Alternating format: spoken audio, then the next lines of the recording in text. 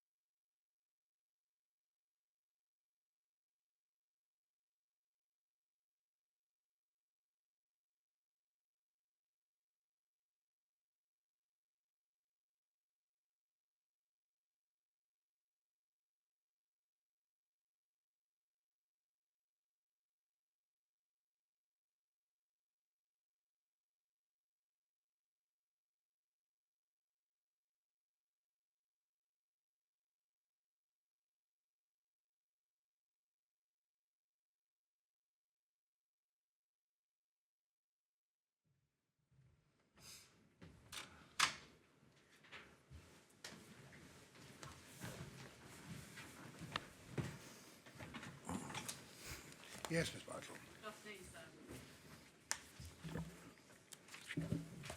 Mr. Asman, before we move on to the open searches, could I just pick up a point from this morning? When your officers were investigating 47 Christie Miller Road, we heard with Commander Murphy about questions of cross-contamination, particularly with the front door. Did your officer enter by the front door or the back door? So, if I may have caused some confusion when I looked at this, they actually went in through the front door and they left by the back door. Our original intention was to go in the front, open the back door and use that, but because it was a semi-detached house, it meant we could not come round one clean side and then go out dirty. We would have to come in and out on the same footpath. So we went in through the front, out through the back. Having entered the premises, the officer took their gloves off and changed them for a clean pair. So in terms of the possibility of cross-contamination from the door handle, would that be avoided or minimised by the glove change? It would be minimised by the glove changed. It's undoubtedly they would have spread contamination further by their presence in that environment. Thank you. Moving on then to the open searches, which your witness statement tells us were divided into 2 phases. If I could bring up the document, please, INQ 006141.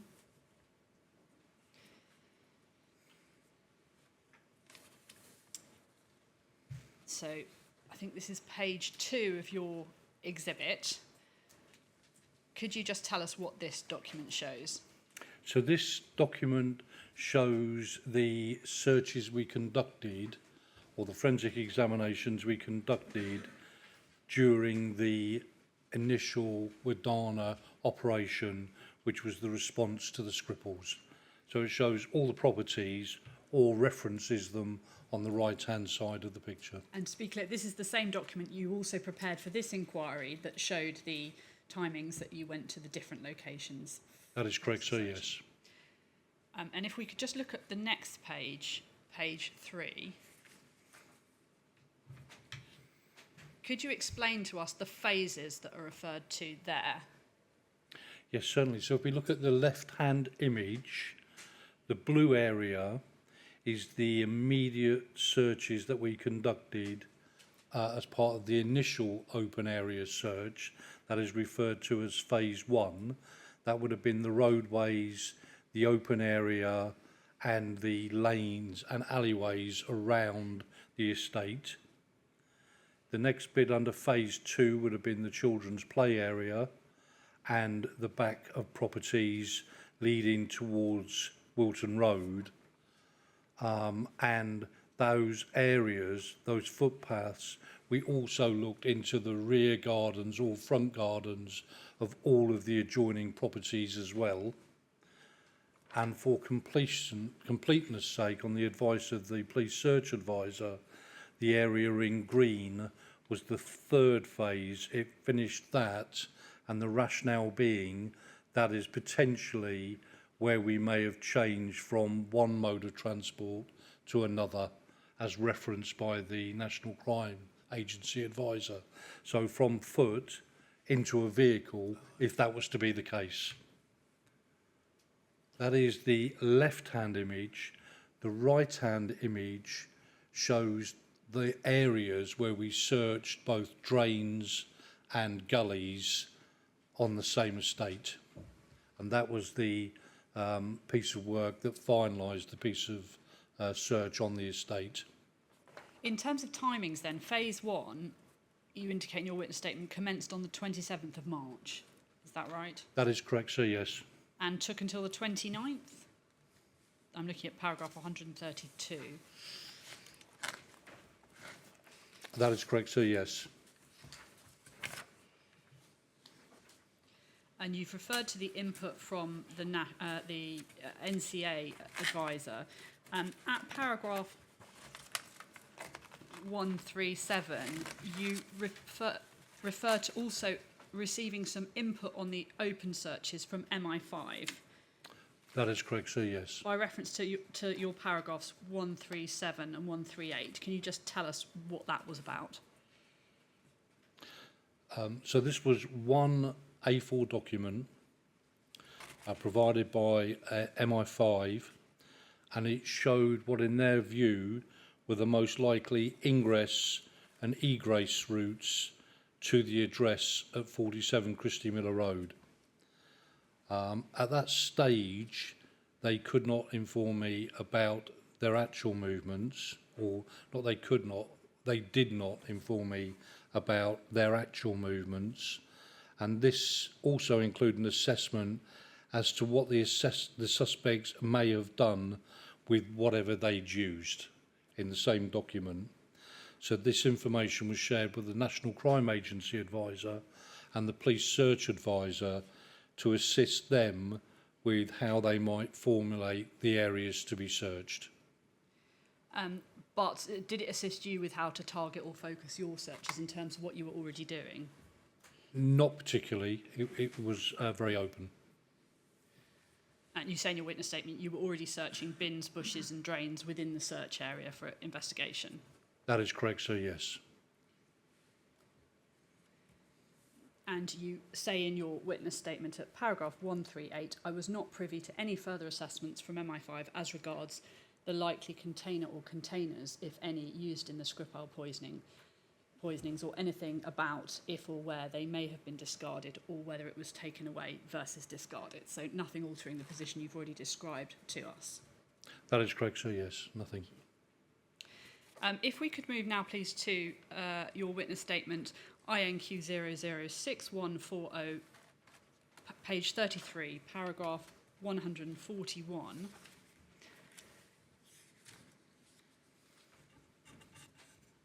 We see partway down there, we also discussed, and we're still on the meeting we previously mentioned, whereby discussion was had about the different hypotheses for where it might be when you were looking at the open searches. You say we also discussed how to approach the issue of private gardens abutting the alleyways and roads in the area, given the risk that an item could have been thrown or dropped into them. We discussed how we would deal with any recoveries. I asked if public messaging was sufficient to date and have a note in regards to a statement to the effect of, we'll be operating in your area. If you see anything, don't touch it. Ring us and inform. We don't currently have that statement you're referring to. It may be that Commander Murphy can assist when he gives evidence next week, but are you able to explain what the nature of that statement was? So, yes, in relation to searching people's gardens, it wouldn't have been sufficient to say to them, search them in case they came to harm. Likewise, it would not have been sufficient to send search officers to search the gardens because they wouldn't know what should or should not be there. It needed to be a combined effort with the actual resident to search that area. So we discussed at the meeting what form of words we may use in either a letter drop or an officer knocking on the door to say, we are going to be searching your area, looking for whatever. If you see anything, please don't touch it. So it was a loose form of words that may ultimately have been used for either a letter or for officers delivered to the individuals in the properties. And was it? Sorry, sir? And was it? It was, sir. It was. Yeah. So the context of this was specifically about you searching residents' properties and not wanting them to pick up items that you were looking at. That is correct, sir, yes.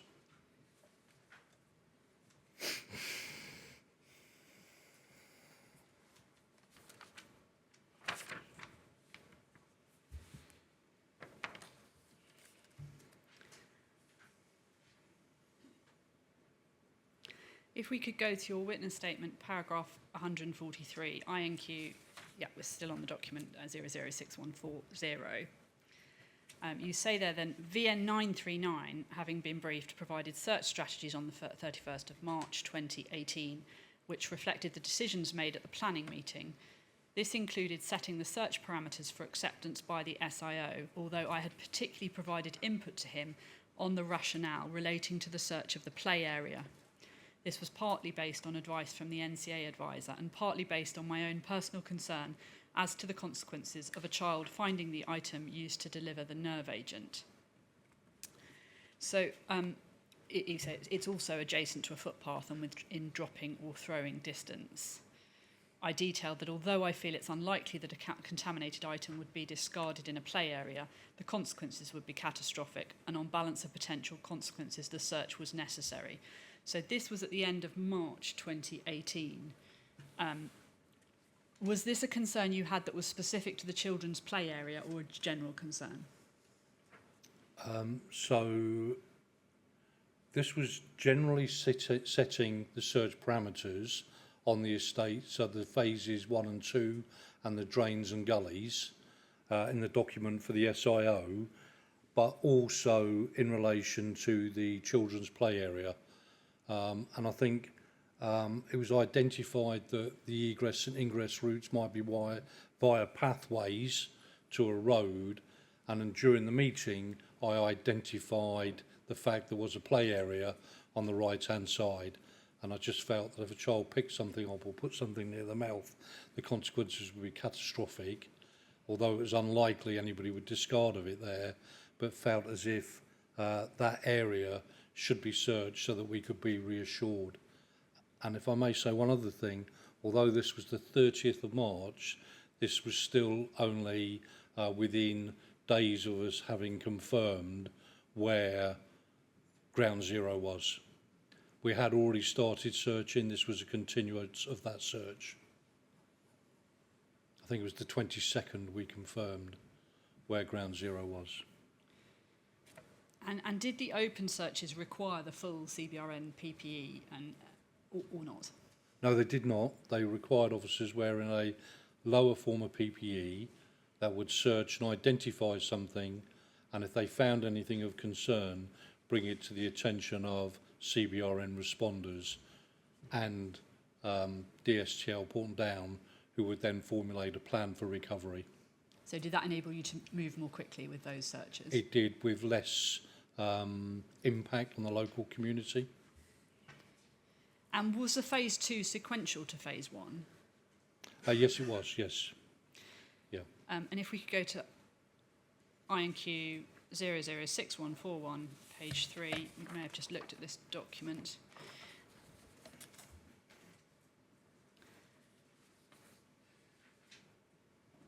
Yes. So the phase 2, did that include the park, public footpath, open public areas and gardens around Twisty Miller Road? Yes, the rear gardens of the properties as are identified on the map on the left-hand side. And in fact, I think that those searches continued over the following 4 weeks until 25th of April 2018. Is that right? That's your paragraph 145 of your witness statement.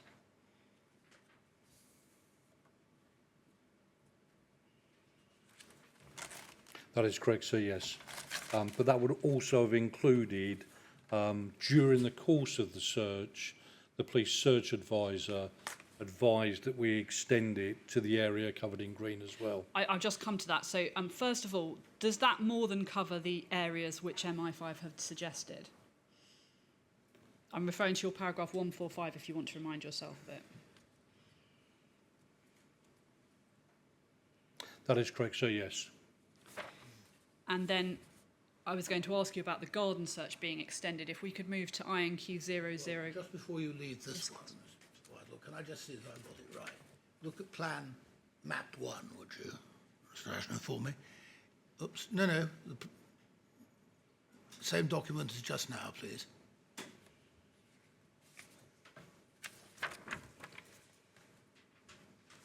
So it's 6141, page 3.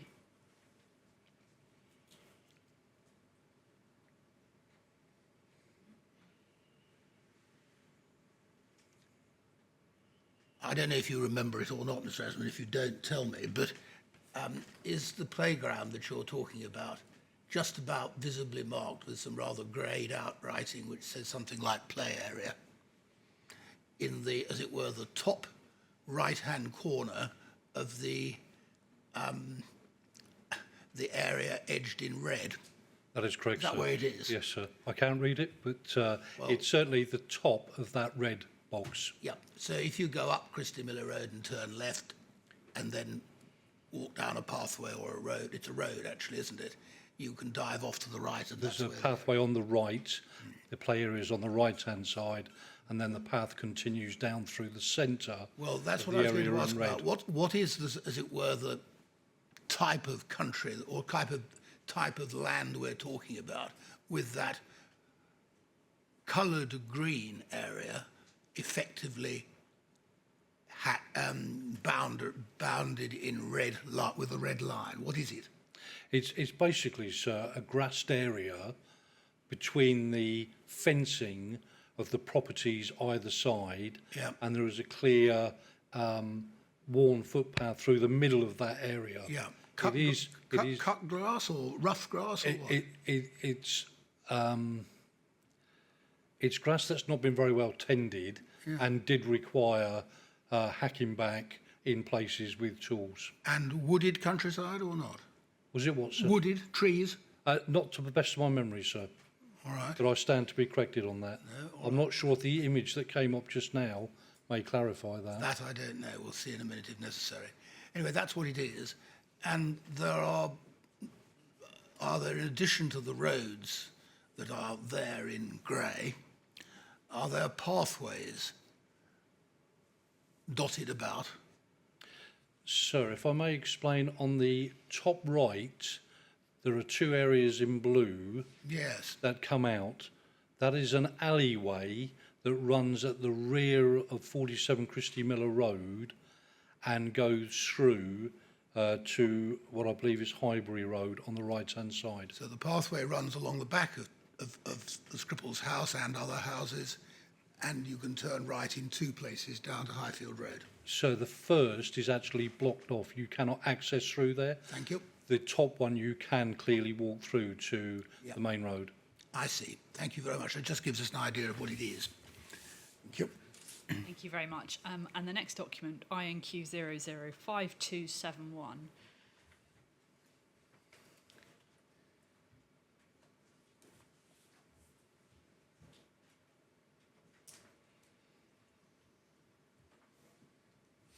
And page 2.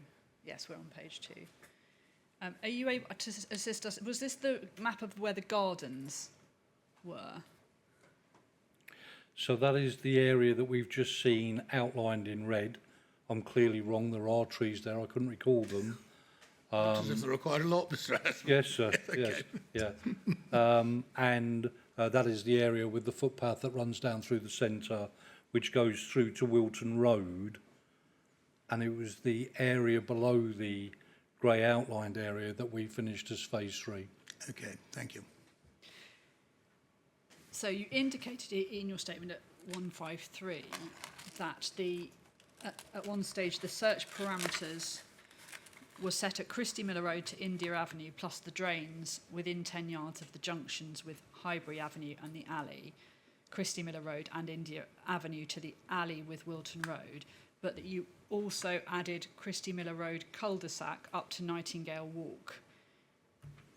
Sorry, can you point me to the right place? 153.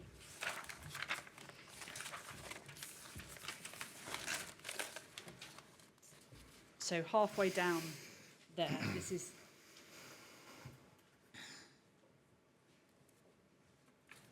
just where you're speaking about the search parameters. And I wondered if this assists us at all in understanding how you extended those search parameters. Yes, so as I've said, they were definitely on the advice of 939, and as it says here, they were agreed by the Deputy Senior Investigating Officer, VN 104. And do you remember why that was? Off the top of my head, unless I've spelled it out in the statement, I can't. It almost feels like it takes it to the point where they would change their transport mode from foot to a vehicle if that's what they did to leave the scene. But in short, you'd set the parameters, but you were keeping it under review, and at times, certainly in this instance, we know they were extended to include a few more gardens. Absolutely, yes, sir. Okay, thank you. Could we please now go to INQ 006140, page 34, and this is from your witness statement. There's a table at the bottom. If we could go over to the next page, it says item recovered, date found, location found, result of forensic testing. So do we see there the items found in open searches, the date, the location, and confirmation of no contamination? That is correct, sir. Yes, the items recovered during the search of that area. And were those all the items of interest you record in your witness statement during these open searches? To be perfectly honest, I thought there was a separate list with more on, but this might have been amalgamated, so I can't remember. Paragraph 145, it says a number of fines were made and safely recovered. Although a number of fines were made and safely recovered, none of them displayed any evidence of Novichok contamination. Again, I can set out the results in tabular form, and that's what we're setting out there. And I think earlier on in Yes. the statement there was another list at page 31. Could we go up to page 31 of the statement? That was so that's the phase 2, and if we go back to the phase 1, I think we have another list. That is the other list I was referring to. Thank you very much. So again, we see the earlier dates there for the phase 1 searches, but the type of items recovered we can see. So as you described before in your evidence, items like small bottles, and then we've also seen in the second list gloves, PPE type equipment that you suggested you were looking for in case the suspects had discarded some. That is correct, so yes.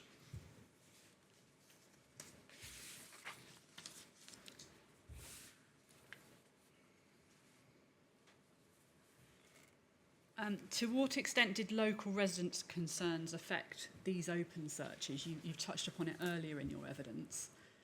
Did it impact at all at this stage? So there was a residents' meeting about what we were doing at the time, and there was also a complaint from one resident about officers walking over their garden, not unreasonably complaining, and that was addressed at the time by my manager. Was this the meeting you referred to in your statement of the 18th of April? I think it's 146.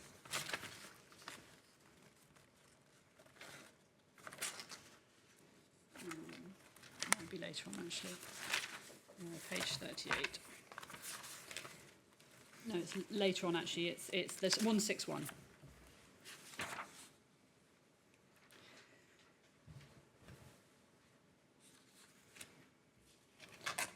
That is the meeting, and if I can just refer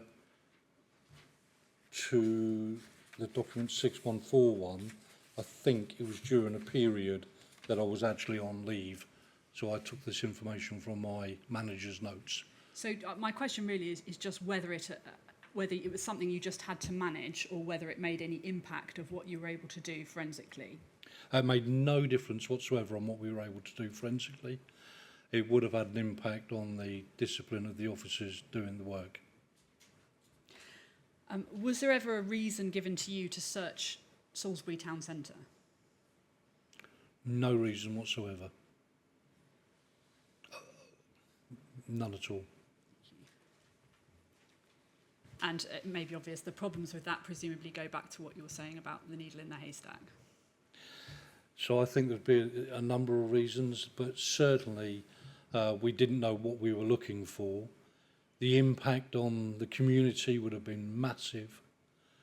We'd already been there a long while working, having an impact on the community.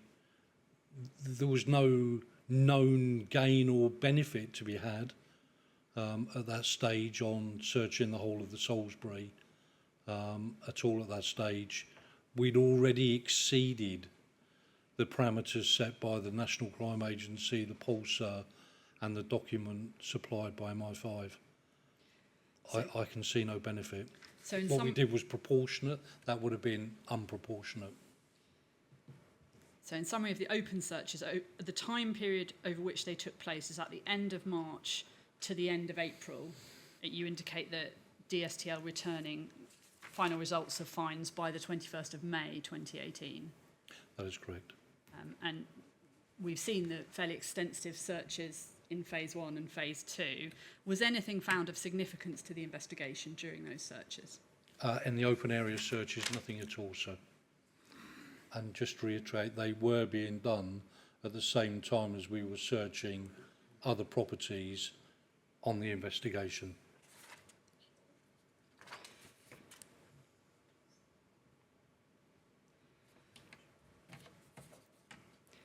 If we could now please just go to paragraph 29 of your statement INQ 006140. You say here, I'm now aware that as well as Operations Wadana and Reed, CTP ran a covert investigation into these events, Operation Caterva, led by Detective Chief Inspector, now Commander Dominic Murphy of SO15. The investigation became overt on the 5th of September 2018. Prior to that time, I was not aware of the details of Operation Caterva, although I became aware that there was a sensitive covert investigation. And then if we could, you develop that slightly at paragraph 169, which is on page 40 of the same document.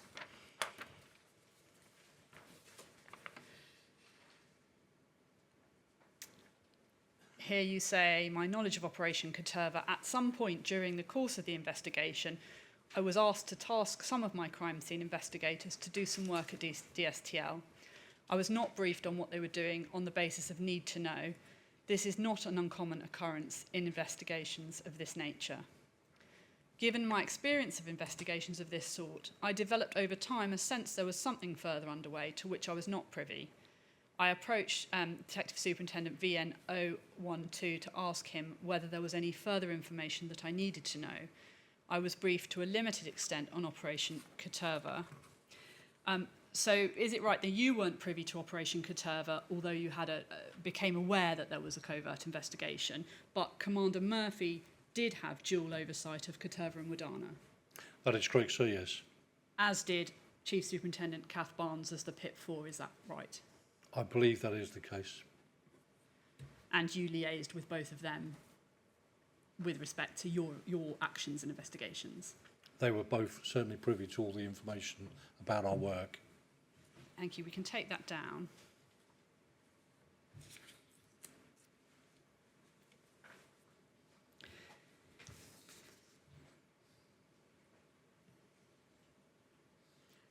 After the Skripal poisoning in March 18, to what extent were you aware of consideration being given to the risk of discarded Novichok?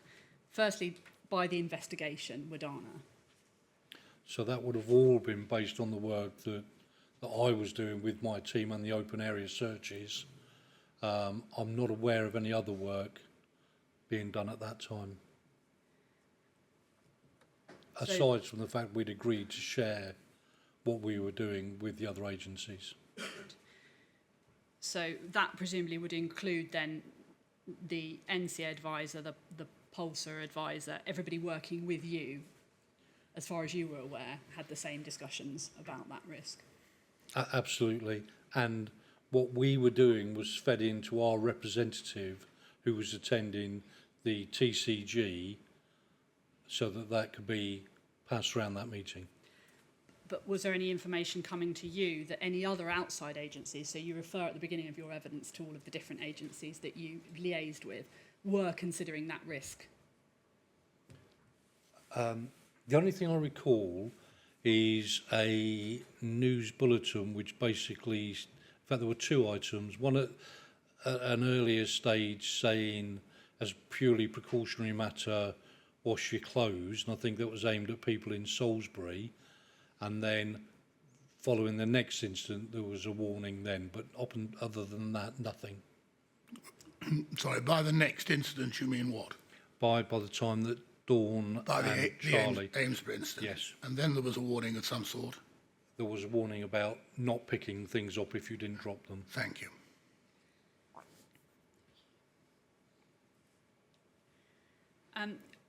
Finally, on Wadana, can I just ask you, you've read the Verbasco police report, I think. Yes, I have, sir. So within that, when CCTV was examined of the suspects, and we're going to come on to that evidence in the inquiry, there's a period of time, we've heard about referenced already, a 33-minute window without CCTV coverage, and it looks as if the rucksack belonging to the suspects is moved between Boscherov to Petrov. Was that any part of your search strategy considerations a hypothesis that at that period in time, Novichok might have been in the rucksack and removed and discarded? I was not aware that there was a 33-minute gap in their movements, nor was I aware of their movements. No. Thank you. We're going to turn now to Operation Reed, the Amesbury investigation, which, given all the information you've so far given to us, we may be able to deal with more shortly. The 3rd of July, was that when you first became aware of the Amesbury poisonings? When, sorry? The 3rd of July. If you need to refer to it, 170 in your statement.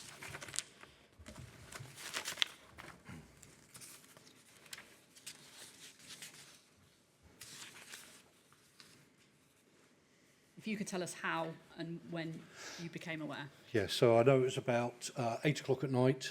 I was in residence and I took a phone call from the PIP4 Detective Chief Superintendent Kath Barnes, who briefed me that a further incident had taken place.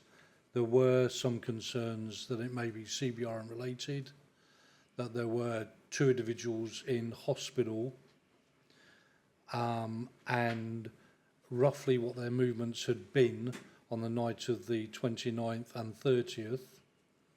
And I was asked to attend a SCG or Gold Group meeting at Devizes Police Headquarters in an hour's time.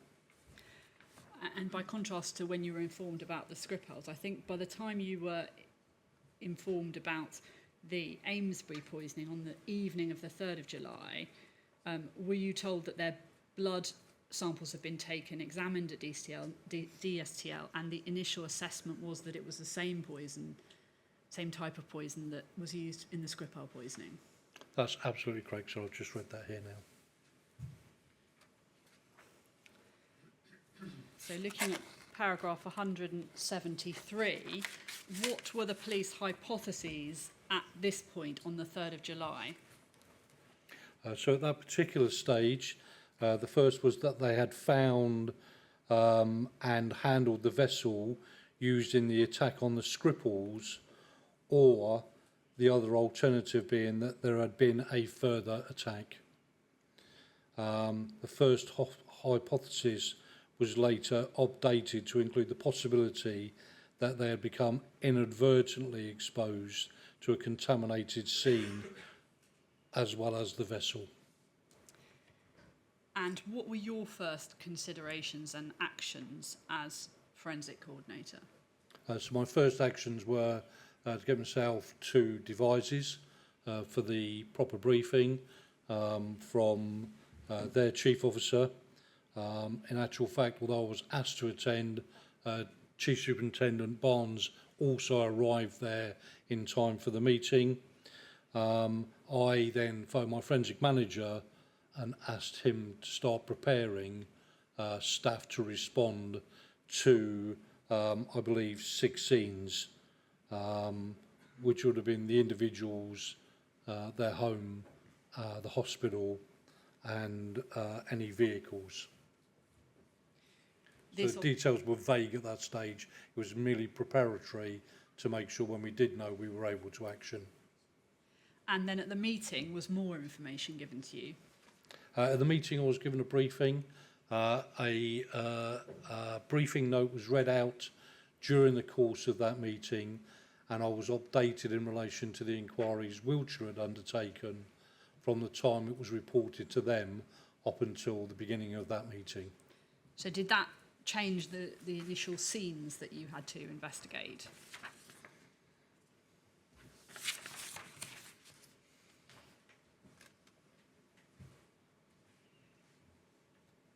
So I believe it did.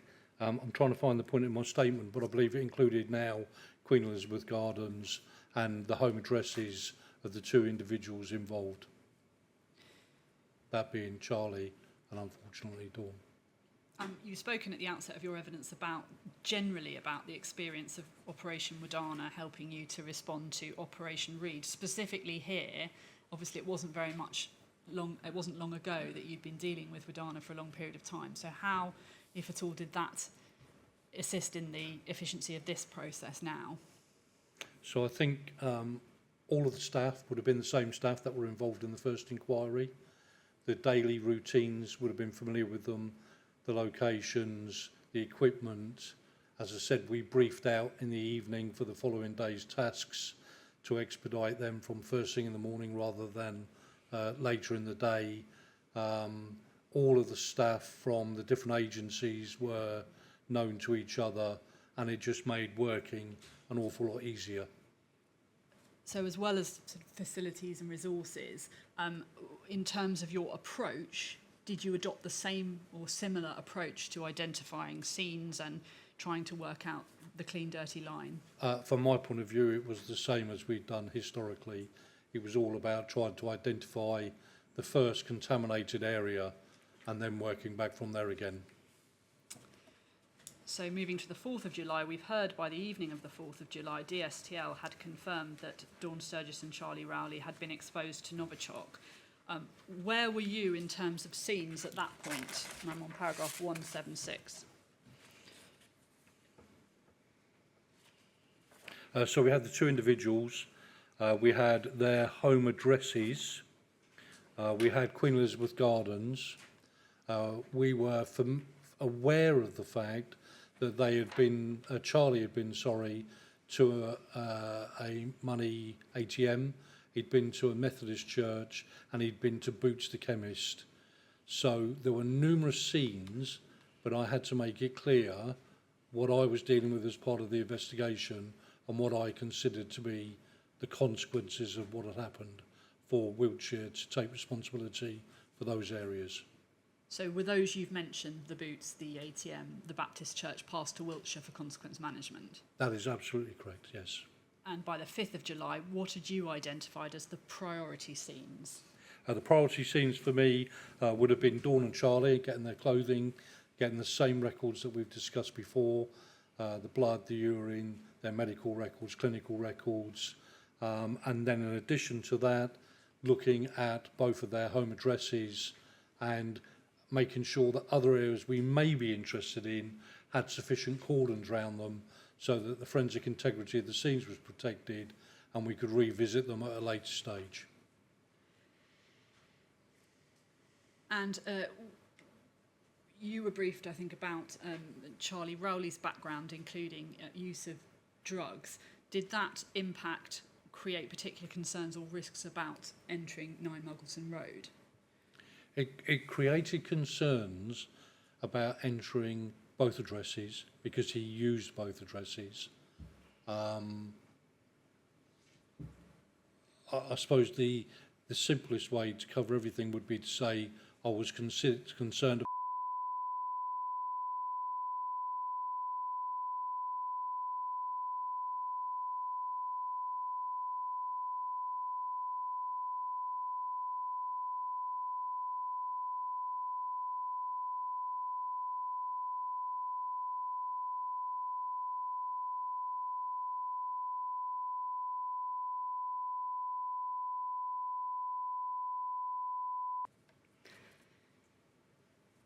Can we go to the forensic search strategy?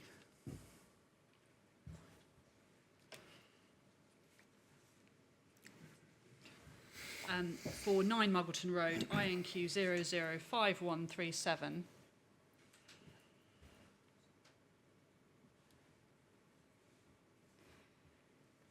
Thank you. Page 1. We've seen a similar document. We saw the Operation Wadana forensic search strategy. Is this the one for the Cedar Room at John Baker House and 9 Muggleton Road? that is correct, sir. And the bottom left-hand corner, I think the date there, the 6th of July 2018, and we see again the roles, and we said earlier, your VN 513. So they're the forensic coordinator, is that correct? That is correct, sir. And if we go to page 2, can we see the background there? Thank you. Set out the two properties referenced, the reference to the background of Sergei and Yulia Skripal, And then it says, the identified levels of contamination on the victims and our experience from Operation Wadana indicate that any part of these scenes could be contaminated and should be treated as such. Therefore, all recoveries must be considered to be contaminated. Yes, sir, that's correct. And then similarly, do we go through, if we go through the document down to see the forensic objectives, if we can just scroll down, recovery strategy, we can just keep going through the document so that we can see the headings here, search.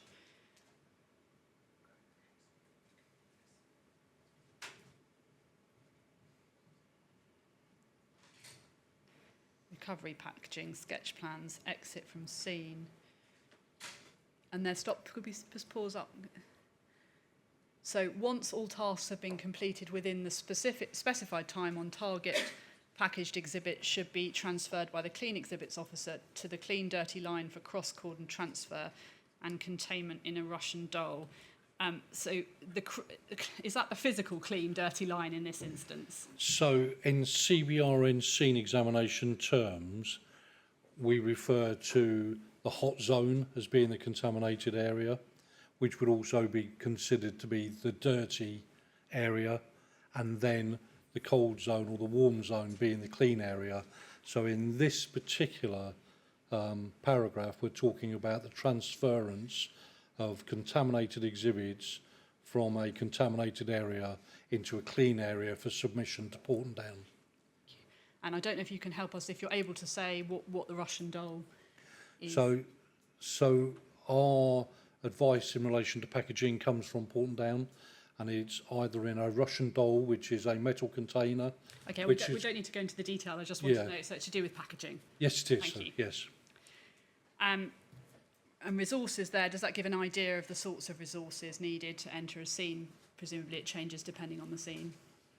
That does indeed. And if we go down equipment, PPE, then we've got some legal authorities at the bottom, scene control, sketch plan, fingerprinting, DNA, continuity of exhibits and management, fast track examination contingencies. So fairly detailed there. That's the search strategy. We can take that down. Although the search strategy was ready on the 6th of July, was there a little bit of delay in terms of impact because of the weather? You referred earlier to the really hot weather when you first wanted to search. Yes, sir, there was. The one very quick thing I would say, this search strategy was produced a lot quicker and is a lot more refined, which again would be the learning from the first instance to the second instance. And in relation to the weather, it was extremely hot, and on advice, we were advised to put air conditioning into the property to try and bring the overall temperature down before we did our entries into the property itself. You said that in your witness statement that the air conditioning was for the safe undressing tent. It was as well, yes, there was air conditioning units put out. So with reference to paragraph 179, if you need to refer to it, when did you first enter 9 Muggleton Road and John Baker House, and what did you achieve in those first entries?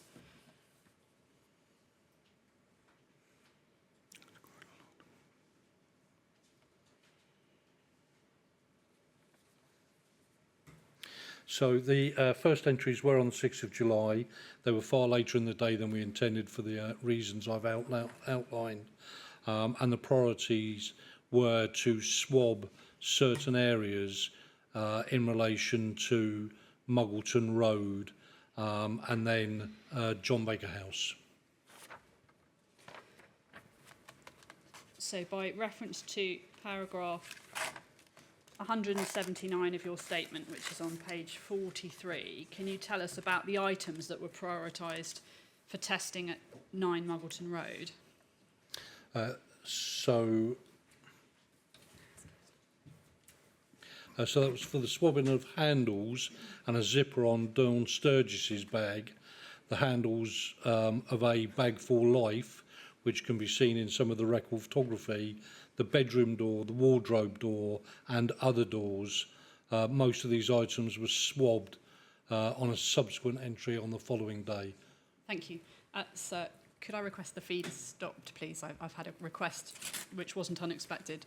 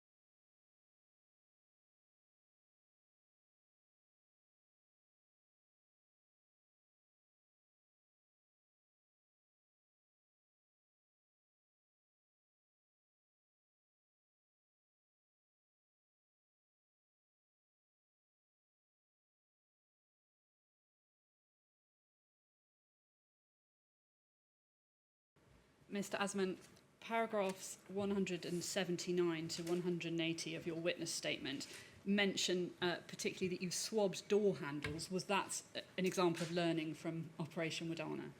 Absolutely. And by reference to paragraph 181, what was the result of swabbing of 9 Muggleton Road and John Baker House on the 6th of July and subsequent days?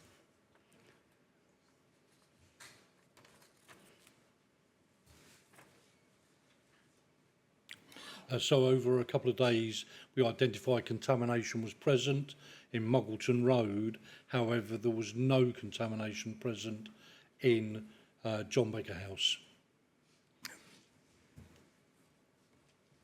And then, by reference to paragraph 183, what developments were there on the next day, the 7th of July 2018, in terms of the forensic investigations? So by now, a little better idea had been obtained in relation to Charlie and Dawn's movements, in particularly Charlie's, and it was identified he was given a lift in a vehicle, the red van referred to, when he went into the Methodist Church Boots and the ATM. And we sought to identify that vehicle to recover it and swab it to see if it was contaminated. we've heard from Commander Murphy and MK26 about contamination on the passenger side in the van, which suggested low-level transfer of contamination after Dawn Sturgess had been taken to hospital. Is there anything you have forensically to add to that evidence? No, not at all, sir. It was just contaminated. And the other development on that day, moving to paragraph 184.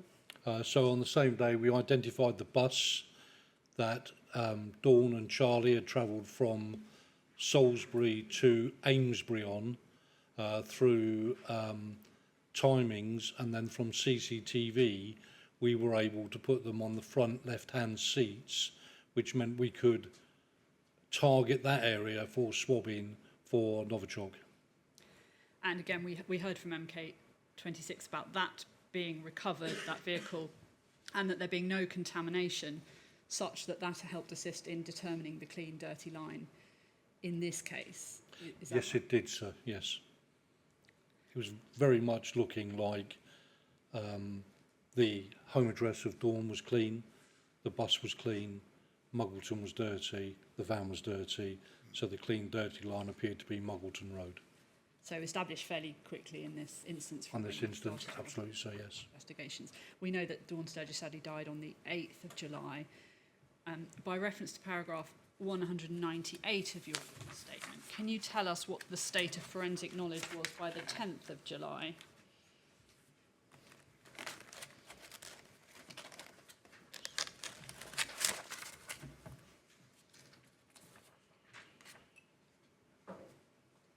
Yes, so this basically summarises what I said just now. We know that they'd gone from Queen Elizabeth Gardens to John Baker House. John Baker House was clean. They'd then travelled later in the day by bus from Salisbury to Amesbury. That bus was clean, and we knew we were getting lots of contaminated areas at Muggleton Road and anywhere that Charlie had been afterwards, vis-a-vis the bus, the red van that we'd recovered as well. But what did you know about the inside of the property, 9 Muggleton Road, and what had happened there?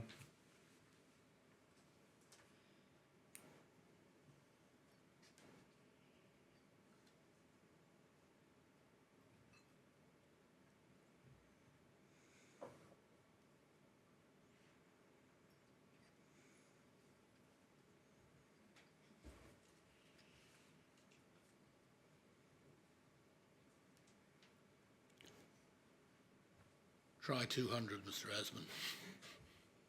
Well, I think before we get there, so just at the end of 198, if I can assist, I think that by this point, had there been indications that the bathroom was a possible source of contamination? Yes. That is correct. Sorry, sir, yes. I was a bit slow getting there, but yes, that is correct. It's very difficult to remember the specific dates at this time removed. And so, am I right in saying that by the 10th of July, before we come to the next events, you knew that you'd identified the clean and dirty line, but in terms of the sequence events, they'd still yet to be established within the property? That is correct, sir, yes. So we've heard evidence that packaging was recovered from the kitchen on the 10th of July. We are now, so on paragraph 200. So packaging was recovered from the kitchen. I'm not 100% sure it's as it's been relayed so far. So could you help us with where you say your information at paragraph 200, or if anything else, what you understand to have happened on the 10th of July in terms of the forensic recoveries? If I can just familiarise myself with the paragraph first, and Yes, then of I can course. explain further. Probably need to read this with 201, Mr. Esmond. Thank you, sir.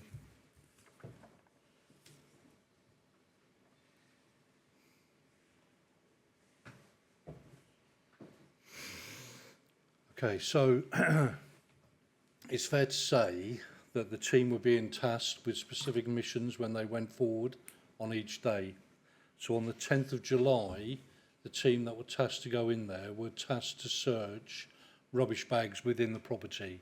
They did the lounge and they did the kitchen, which identified the co-op bag, which had in it the Nina Ritchie box. It was not behind it as has been depicted. It was in the bag. Thank you. We'll come to those photographs in a moment. They recovered the bag and its contents and the packaging, and the following day the team went in to continue searching, and during the course of doing that they identified the counterfeit Nina Ricci bottle on the side next to the bread bin in the kitchen.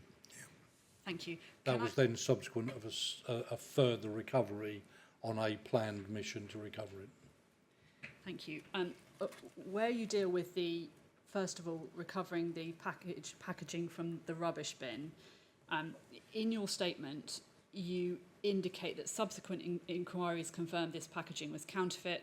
Swabs taken from it identified evidence of contamination.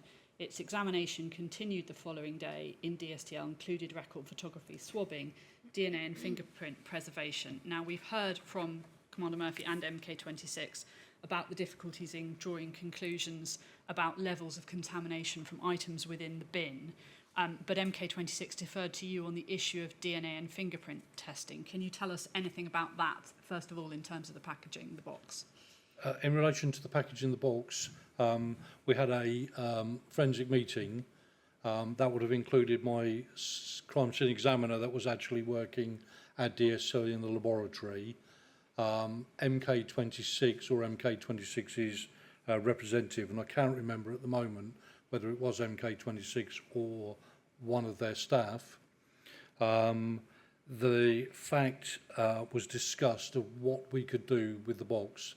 So it was a question of where we would swab for DNA, where we would swab for Novichok, where we would seek to recover fingerprints, and taking advice from my crime scene examiner, a plan was made around where we might best recover all three forms of evidence, and a plan was made up in relation to doing a joint examination for Novichok, DNA and fingerprints.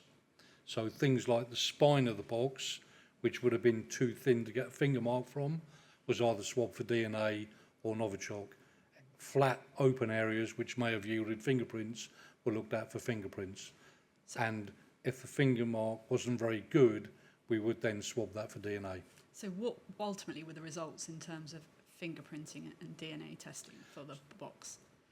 So from memory, and I know it will be recorded here, we did get finger marks, but they were of insufficient quality to search our databases for any identification. And what about DNA? Can you say? We did recover DNA swabs, and they have been processed, and that work continues. Continues even now? Even now.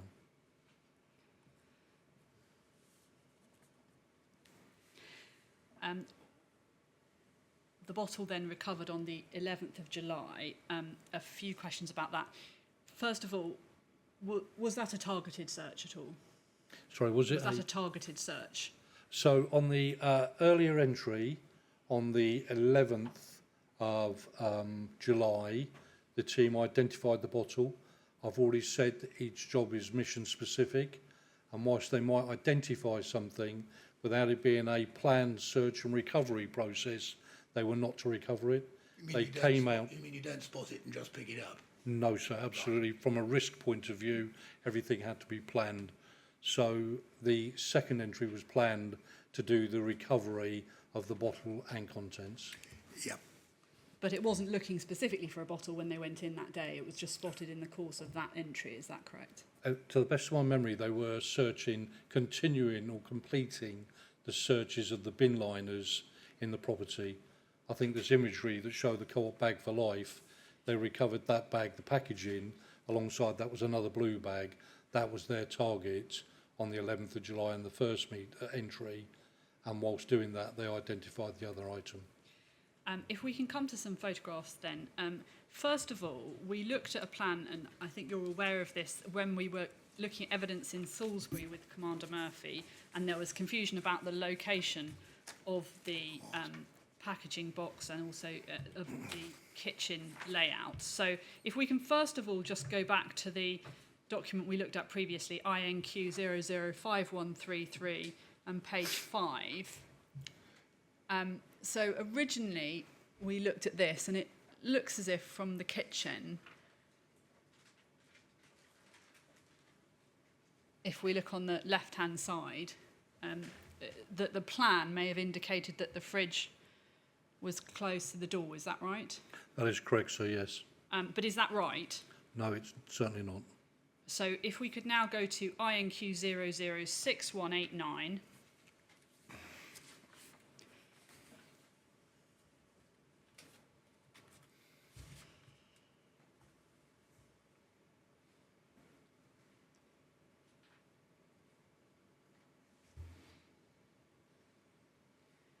Is this an updated plan that you've provided for the inquiry It is, sir, yes. to address this issue? If we could go to page 2.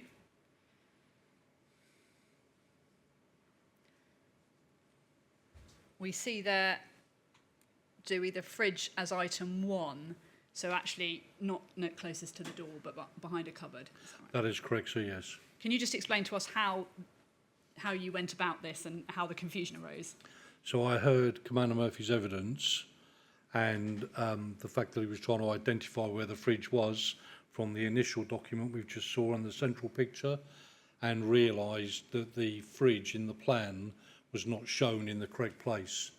So I then reviewed the opening video. So on every first entry we make into a property, we take photography and we take video. I reviewed the video because the photography was not that good or not that comprehensive. I looked at the video, and the video clearly showed the fridge as being on the other side of the unit, and clearly showed the co-op bag and the broom that we'll no doubt talk about in a minute. So I prepared this. I also spoke to the plan drawer for the original plan and asked them what may have happened, and established on the grounds of safety they did not physically enter this property. They relied on the record photography produced by the photographer and other people that had entered memory, and that's how they come to show the fridge where it was. But I have seen the entry video and I'm absolutely assured this is where it should be. And if we could go to the next page, page 3. Do we see there, to the right of the photo, can we just see the outline of the fridge behind the... You can indeed, yes. Well, that's its handle, is it? Just the other side of the tall cupboard? Sir, it's actually something stuck to the outside of the fridge, but you're absolutely right, Oh, that's I beg where its it is. pardon anyway, it's the white handle. Yes, sir. Okay. And does that also show us the location where the perfume bottle was found with the big red arrow? So the red arrow shows where the perfume bottle was found, and on the bottom of the fridge on the floor you can just see the grey corner of the mop bin lid that you'll see in the next image. Yeah, just the other side of the fridge from the photographer. Just the other side of the fridge, sir, on the floor. Got it. So if we then go to the next image, page 4.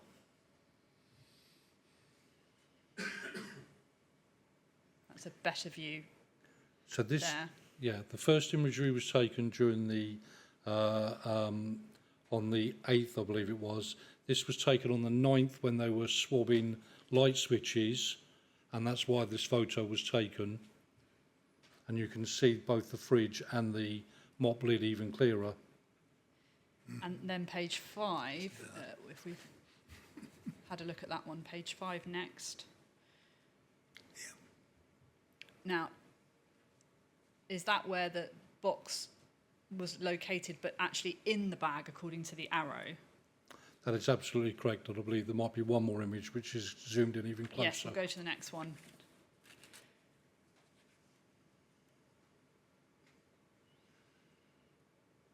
Yeah. We see there the arrow helping us there with the box. And then finally, page 7.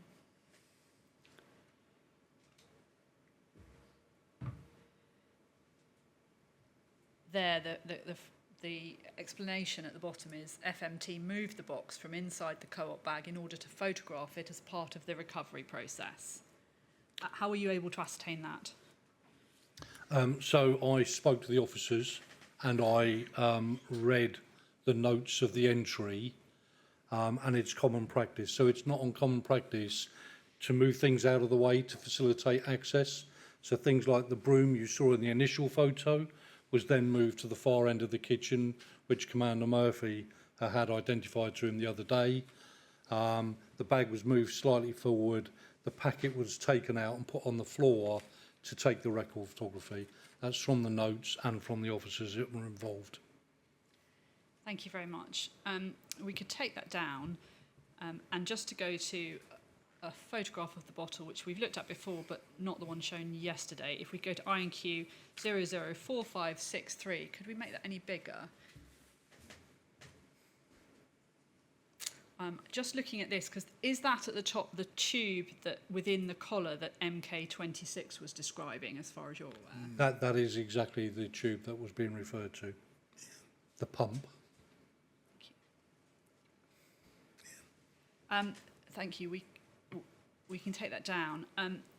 Again, can I ask you, what, if anything, you found in relation to DNA and fingerprinting of the bottle? So again, I'm not sure if you can direct me to the exact spot.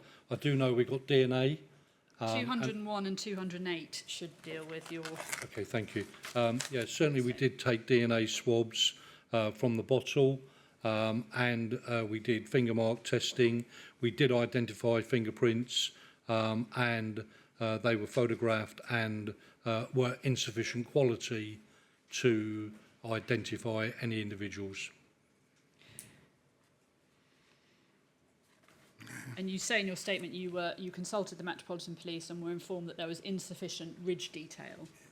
Yes, I wanted to be absolutely certain that we fully exploited any opportunities, so I took advice from the Metropolitan Police counter-terrorist fingerprint team. And you said previously that DNA work was still ongoing as far as the packaging, as far as the bottle, is that still ongoing as well? That is correct, so yes. Was the fact that items were contaminated with Novichok an impediment to the usual fingerprinting DNA process, and were you able to overcome that? We were able to overcome it. I mean, yes, it is an impediment, but yes, we were able to overcome it.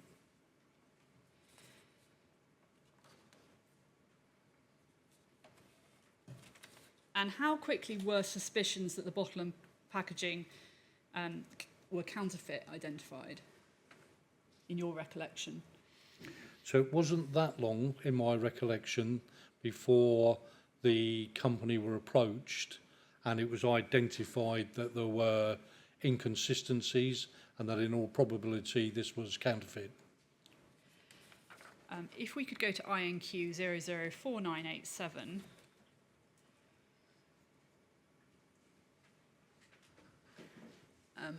And this is a document that has a date of the 10th of July 2018 in the top right.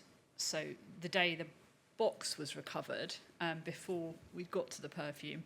And then down, if we can go down on the document, the perfume box recovered from the address indicates the size of the bottle was 5.5 millilitres, which would usually either mean it was a taster bottle or potentially duty-free.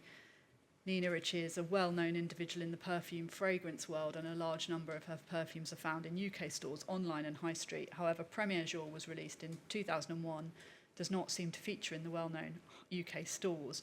The usual bottle size for Premier Jour is 100 millilitres, with 50 millilitres and 30 millilitres also common. When 5.5 millilitre sized bottle is searched for on Google, the top results returned were all for Russian websites, demonstrated below. It's unclear as to whether this perfume was being released as taster bottles in Salisbury, but this is unlikely given its release date. So does it look there as though suspicions about this find, even before the bottle, were being raised? At a very early stage, yes, sir. And we're going to hear more about the bottle and packaging from some specialist witnesses next week. You go on to say in your witness statement at paragraphs 204 to 208 that in the days after the bottle was discovered, other items were recovered from the property which were subsequently found to be contaminated with Novichok.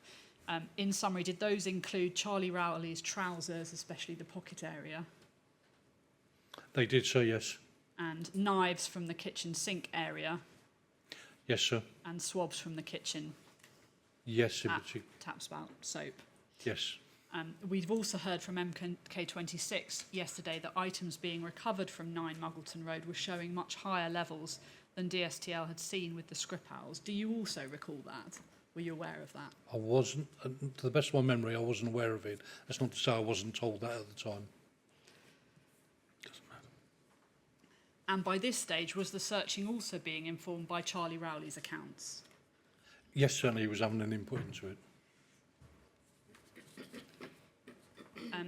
You heard the evidence yesterday in relation to Queen Elizabeth Gardens, so I won't ask you about those searches unless you've anything to add to the evidence from MK26. I have nothing further to add, sir.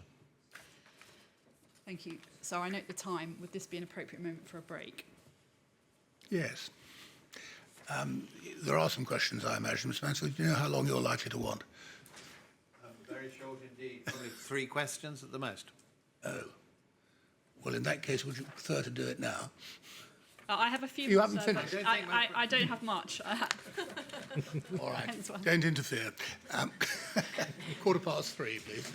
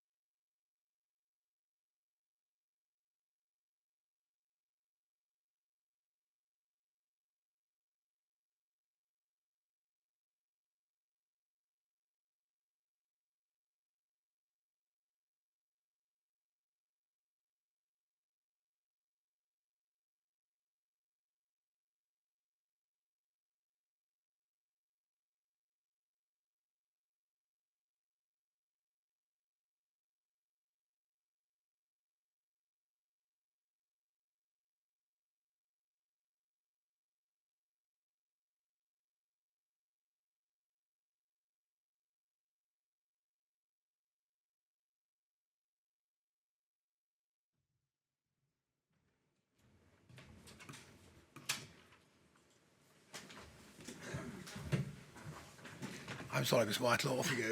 Not at all, just a few final points, please. Firstly, just to clarify a matter from before the break, I asked you about DNA from the packaging, and you said swabs have been recovered, but work was ongoing, I think. And I asked you the same question about the bottle.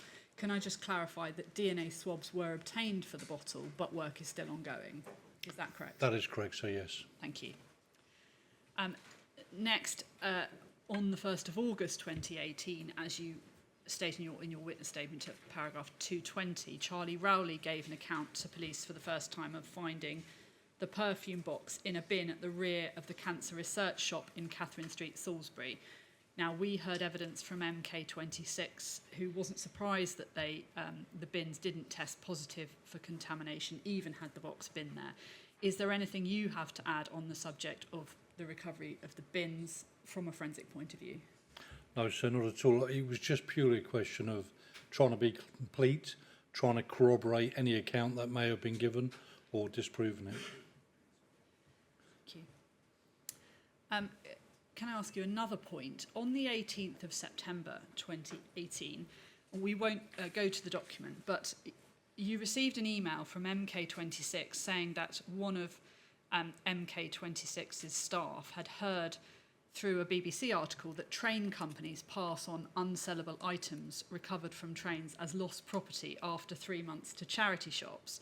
And MK26 said it may be worth an inquiry to see if one of the sources of supply to charity shops is from the train companies, given the time period. What, if anything, did you do about that inquiry, and with what result? So I wrote that information into a message to go into our inquiry team. As a result of that, the SIO created a message, or an action, sorry, and a team were tasked to have a look at that. They did the research, they spoke to the train companies, they identified the information was correct, but also that a lot of product was either thrown away or given to charities, and the inquiries then came to an end, a dead end.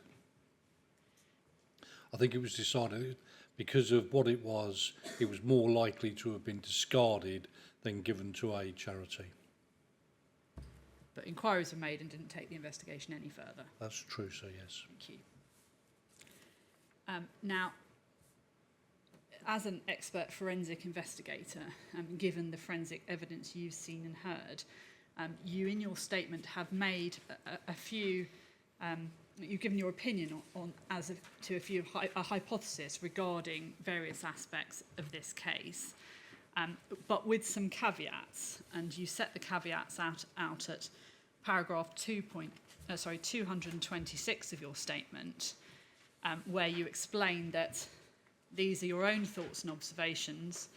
You can't claim to know exactly what happened, and others may have different views which are just as cogent or reasonable or consistent with the evidence.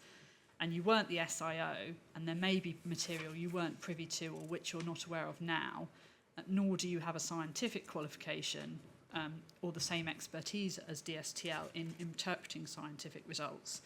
But you say, I consider I have sufficient knowledge to express some views on these questions subject to those caveats. Could I ask you, first of all, what your opinion is as regards to how the Novichok may have been deployed to the front door of the Skripal's house? And you deal with this at 227 if you want to refer to it. Yes, certainly, sir. So from my own personal point of view, and looking at the bottle that we've recovered, it's my belief that the product was sprayed onto the door handle, either directly or indirectly. And by that I mean it was put onto another medium to be smeared onto the door handle.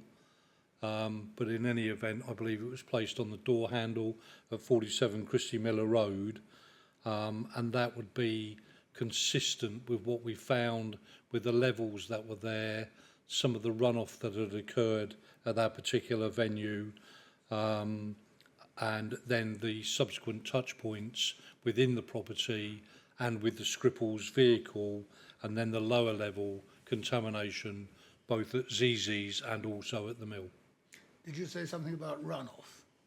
Yes, sir. I believe there was, from memory, traces of the material on the driveway outside the property or on a mat directly below the door. Oh, I see. That not necessarily as a result of being sprayed, sir, potentially because of the weather we'd had Yes. in the interim period. Yes. And what about the contamination within Christie Miller Road? What do you say about that? And that's 228. So I believe all of the contamination within Christie Miller Road would have been cross-contamination as a result of the Wiltshire officers entering in the first place for absolutely understandable reasons, as I've already outlined, or by our own staff entering the property and touching things they'd contaminated and then them being moved elsewhere. Is that consistent with the contamination that was later then seen at Bourne Hill Police Station? That is indeed, sir, on some of the PPE and some of the other product that was recovered from Bourne Hill.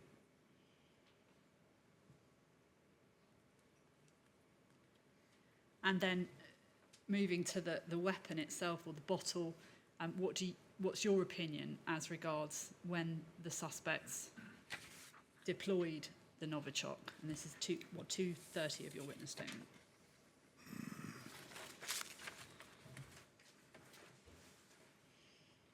So I think I've said in my statement, sir, that I don't believe that there's any forensic evidence that supports any of this theory. The reality is, I believe that they used it, I believe they dismantled it, I believe they placed it into the plastic packaging and then using a portable heat sealer sealed some of the component parts of the device into plastic packaging, which then went into the box. Well, you might be right, Mr. Asman, but as you say, it's not really based on the forensic. There's no examination forensic at all. evidence whatsoever, sir, to support that, All right. other than it slightly corroborates Mr. Rowley's account, although there were numerous accounts from him as to where it may have come from and when. Quite. It may be the position is similar, whether there's any forensic evidence to support then Charlie Rowley's finding of the bottle. Are you able to help with that or not? So again, there's no forensic evidence. I looked at the pockets of all of his jackets to see if there was any contamination which might support the theory that he'd been wearing a particular item of clothing at the time of recovery. The reality is all his jackets were contaminated. The grey hoodie he said he was wearing to the highest level, and then there is evidence of contamination in the other pockets, which would be commensurate with him having been contaminated himself, looking for something in the other jacket pockets and contaminating them. So there is nothing that supports the theory that he may have recovered it from the bin on a given date. We've addressed the lack of contamination evidence of the bins that are mentioned. Is there any forensic help that we can gain to determine whether he may have found the perfume bottle in March or in June, any period in between? So there is no forensic evidence whatsoever that supports that theory. My belief is that it was probably at the early stages. Again, But again, nothing. you're here as a forensic expert. Yes, sir. Okay. And I think finally on these hypotheses, whether it was the same bottle or not, are there any forensics to indicate either way? We've heard, of course, the evidence of MK26. So I would say there are certain obvious things like the amount that was in the bottle or the amount missing from the bottle. But I think further to that, there's not a lot I can say here today in open court. Thank you. Finally then, could we go to INQ 006140? Here you set out your conclusions, and you say, paragraph 236, the CTP investigations had the safety of the public as a primary goal. The search for the poison in particular was extensively resourced and planned, and I'm confident that if the bottle had been discarded anywhere near Christie Miller Road, we would have found it. Unsurprisingly, I've considered at length whether there was anything which we could realistically have done with the information that was available to me, either at the time or less helpfully with the benefit of hindsight, that might have changed the outcome for Dawn Sturgess. I do not believe that there was. Of course, there were lessons learnt from these investigations, which will help CTP in future investigations of similar incidents or investigations, and an extensive debriefing and lessons learned programme was carried out in relation to both the Salisbury and Amesbury poisonings, but I cannot see how any of these changes might have prevented Dawn Sturgess's tragic death had it been implemented earlier. Sole responsibility for her death, in my view, belongs to those who brought a chemical weapon to the UK and chose to use it for their violent purposes with no regard for the appalling consequences of their criminal acts. Mr. Asman, is there anything else you would like to add as the forensic coordinator that we haven't discussed? I wish we could have found it, but in all reality, even now with the benefit of hindsight, it wasn't going to happen. So I think that's it, really. Thank you very much. There may be a few questions. Thank you very much.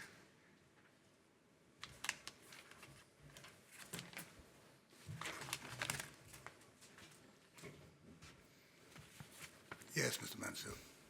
Good afternoon. My name is Michael Mansfield. I represent the family of Dawn Sturgess. Very little indeed to ask you, but if you could just turn, as you've just been dealing with, these are follow-up questions. It comes at, in your statement, paragraphs 235, 236, which you end on. It's page 55. It's 6140 00055, please. And if you've got paragraph 235, I'm not going to read it all because part of it is plainly a very genuine observation by you, but I'm going to leave that as it stands.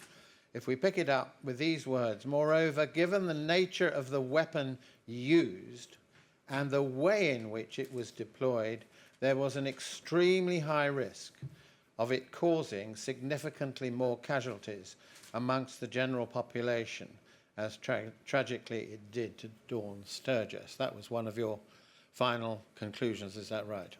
Yes, sir, it is. Now, I'm picking up that theme because it continues into the next paragraph, 236. This is the question of public safety in relation to a discarded item and so on. I'm going to abbreviate it. Could you turn back in the statement, so it's dealing with public safety. In the same statement, it's paragraph 22, and it's 6140 quadruple 05, paragraph 22.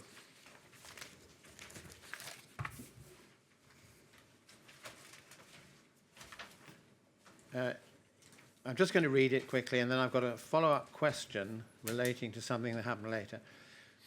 During operations Wadana and Reed, one of my key thoughts was always the impact of these investigations on the communities of Salisbury and Amesbury and on the affected individuals. Uppermost in my mind was safety of the community and our staff, and in parallel, trying to reduce our footprint and the time that we were impacting on all those concerned while ensuring that our investigations were thorough.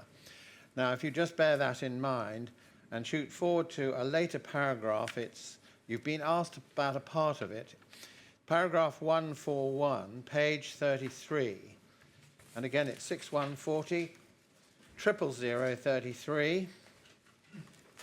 Now, this relates, just because you've given evidence for a long period of time, this relates to a meeting on the 29th of March, this particular paragraph, and the date can be found in a previous paragraph, and you relate the meeting. I'm not reading all of it. Some of it's already been. It comes prior to searching the park and so on, and at the bottom of the page, this part has been read. I asked if, have you got the, it's right at the end of this paragraph. I asked if public messaging was sufficient to date. Now, I'm going to pause there. Can you recall what public messaging there'd been up till the 29th of March? So, as I alluded to earlier on, the only messaging I recall was a message which referred to people washing clothing. Yes. I mean, this was not my prime area of business, but I do recall there was a message talking about as a purely precautionary response we advised people to wash clothes. I cannot recall No. the full nature of the message, but I do recall there was some. But you were concerned about the fact that whatever messaging had happened, it might not have been sufficient. It may not have been sufficient for me to undertake the task of searching the local residents' gardens. And the concern there is, in the second half of the sentence, is really the effect that somebody, particularly a child, if it's a playground area or public area, children might pick it up. Yes, that wasn't based on anything, only my own personal concern. Yes, because you'd worked out as best you could in one of these meetings, the many you'd had, that it's likely to be a small vessel of some kind that contains the Novichok. That was the supposition. I can't remember at what point, sir. I wouldn't disagree with you. At some point, I did have a meeting which discussed the Yeah. size of the container. I will take your word for it if it was prior to this particular meeting. Well, I'm but not yes. going to try and take time to establish the date, merely that happened. Now, in relation to, therefore, the public safety aspect, I want to turn to a second matter, and that is really a little bit earlier in the investigation. And I want to get it clear because you've said something today which I think may have an ambiguous meaning.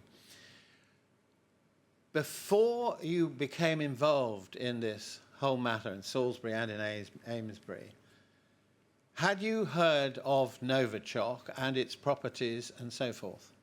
Absolutely not. Absolutely not. Well, maybe then it's me misunderstanding what you're saying. So you hadn't heard of it before the investigation. What about the property's appearance and treatment in relation to that? Had you heard anything about that before you came involved in this case? So more generally, in relation to nerve agent, as part of our initial training, I was aware of the signs and symptoms bespoke and specific to Novichok. No, I had not. No, thank you for clearing it up, because you said later you hadn't heard the word before.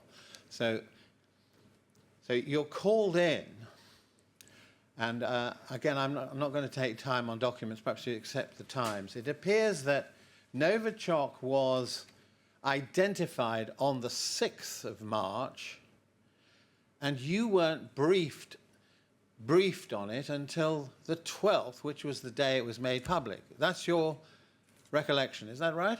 So I was aware there was nerve agent before, Yes. not that that particular nerve agent was the brand Novichok. No, that's what I thought. So, in relation to that,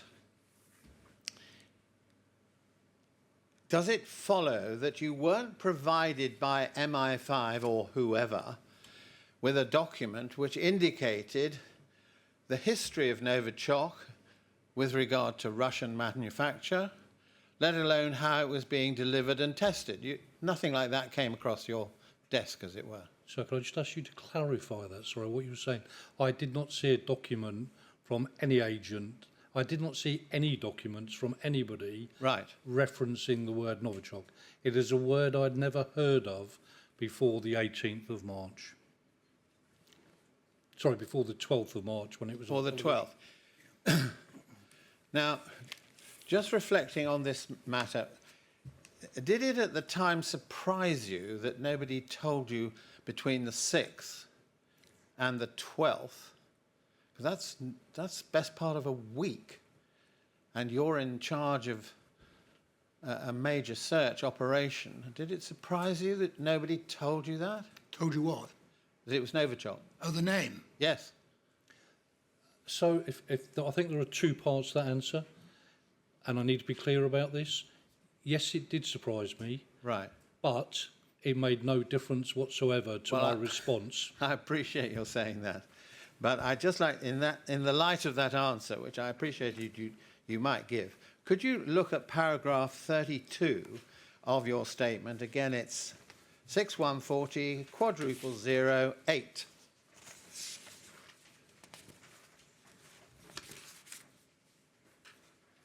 Yes, I have that, sir. Now, if you just glance over this, you talk about interaction with items and so on. I'm not going to read it all word for word.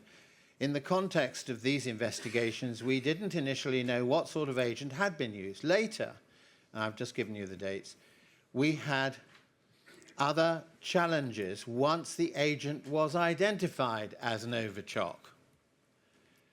So it appears from that sentence, does it not, that knowing the precise nerve agent is of some importance if you're on a search party, as it were.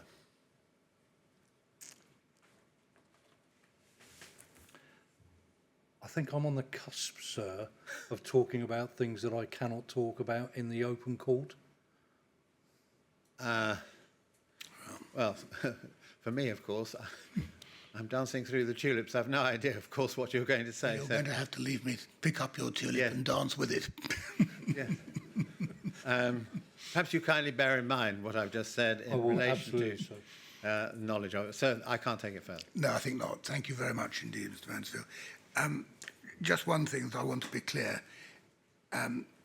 You were being asked about questions about public messaging, and you answered them. You said that you asked whether public messaging was sufficient to date for me to search the locals' gardens. So what did you mean by that? Basically, we were going to turn up at people's houses and say, we want to search your garden. I wanted to make sure when the search officers turned up that the residents knew what was happening and why it was happening. I see. So the investigations team were tasked to go to each address with a letter drop and just say to them that officers will call on your address, and they will do. I do not know the exact wording, but it was so that the residents weren't surprised by the presence of search officers. Right. Thank you very much. Ms. Whitelaw? Nobody else? No, that's Mr. Asman Longstint, thank you very much indeed for your help. Thank you very much, sir. Detailed subject. Thank you. Is that the conclusion of business for today, Ms. Whitelaw? It is indeed, and we resume on Monday, initially at level 1. Yes, so I gather. Thank you very much indeed. 10 o'clock, please, on Monday, level 1.